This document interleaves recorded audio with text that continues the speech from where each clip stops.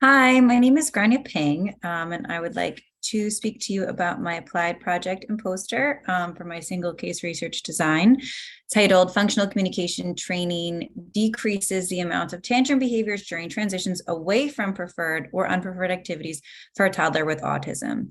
So this started with the research question of will functional communication training decrease the amount of difficult behavior during transitions away from a preferred or unfinished activity for a toddler with autism. So this started with a learner that I work with, a female. We call her Lucy for this experimental design. She is 2 years, 11 months, and she came to us with some echoic skills, some receptive language, some spontaneous language as well, but really very little manding ability.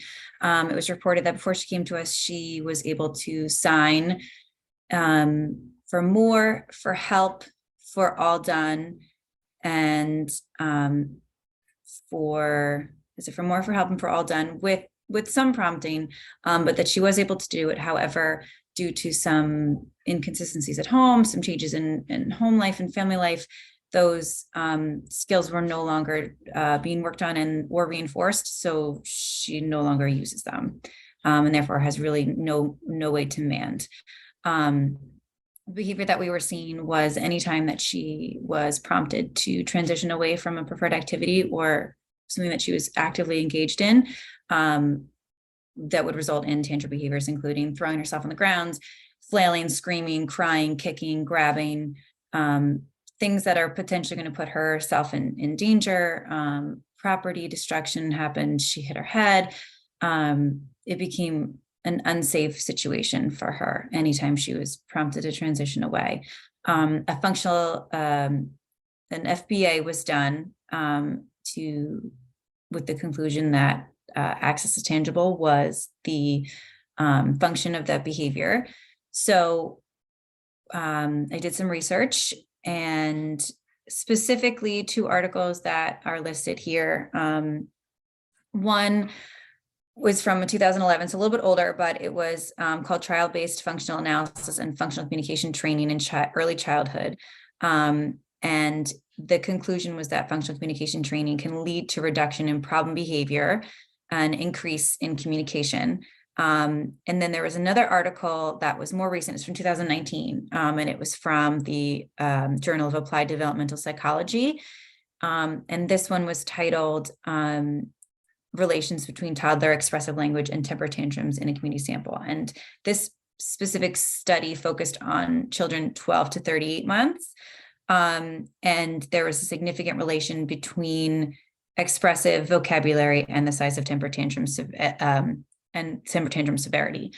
So these sort of helped me decide to try functional communication training as a replacement behavior for the temper tantrums, throwing herself on the ground, the hitting, the grabbing, the scratching. If only she had a way to say, I want more time with this activity, and then she's then allowed more time, would that decrease the temper tantrums?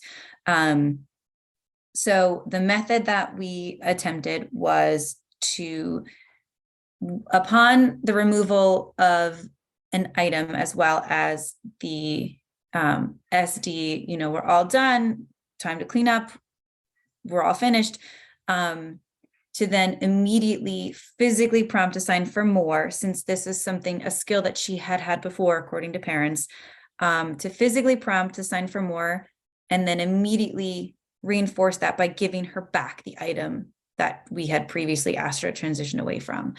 That it's very simple, but that's it. We chose the physical prompt, or we chose the sign from work because we could physically prompt it. We do not get, the language we get is spontaneous, if that. So to be able to show her, all you have to do is sign this and you get the item back. We continue to label the word more as well, but the main focus was the physical prompt for the sign for more. So during baseline, we only collected baseline for 6 days as the behavior of the tantrum, throwing stuff on the ground, her hitting her head, kicking, flailing. It's an unsafe behavior. So I was anxious to put the intervention in place and see if it would help. So during the baseline, we would remove an item and not prompt the learner to sign for more, and it would just result in tantrum behavior. So then after 6 sessions of that, we put the intervention into place, where as soon as we would say, okay, we're all done, we would immediately prompt Lucy to sign for more and then give her the item back. And then we measured the amount of times she tantrumed as a result of that transition. And immediately the amount of tantrums dropped. I mean, our worst day in an intervention phase was 5 tantrums. Our best day in the baseline and reversal was 8. So, I mean, it doesn't seem that significant, but it's a big drop. I think it seems significant, but so then from session 7 to session 12, we had the intervention in place, and we stopped at session 12 because we had a day with 0 tantrums. And also I should say that in this time, there were no significant changes to Lucy's schedule. She was not in school. She came at the same time every session. The only really changes would be based on how much she slept the night before. But so there were not a lot of external variables that we had to consider.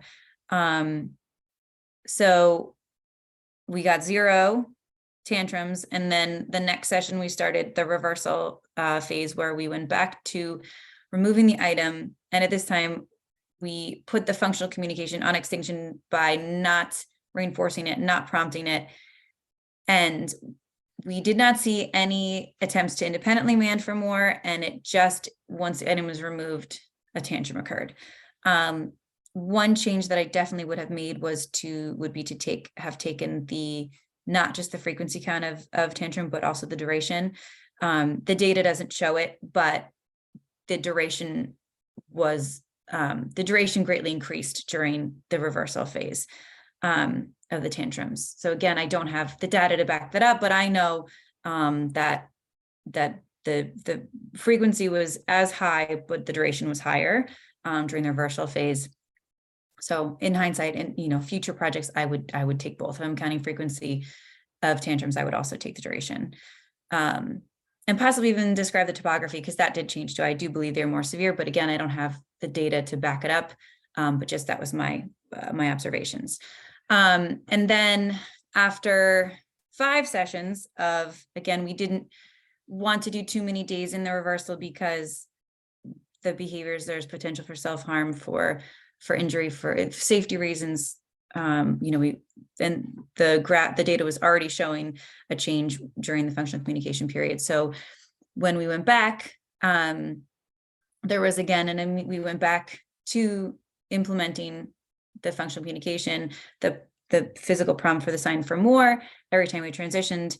And on the 5th session, we got a 0 day. So, I mean, the graphs, it's simple, but it's kind of beautiful. It shows a functional relation. It shows that the independent variable, the intervention, does have control over the behavior. So again, this to me is showing that functional communication really does have control over the tantrums. The increase of functional communication, the increase of her ability to mand, did decrease the amount of tantrum behaviors. And as I had said, I would have taken data on more things. I would have taken more data on the tantrums, just so we'd have more known about that, more evidence. Although I do feel like the evidence supports the intervention. And then down here, I referenced the 2 articles that really helped me build this theory on using functional communication. So we have the trial-based functional analysis and functional communication training in an early childhood setting, and then the relations between toddler expressive language and temper tantrums in a community sample. Those were the primary references that I used. So thank you so much for your time.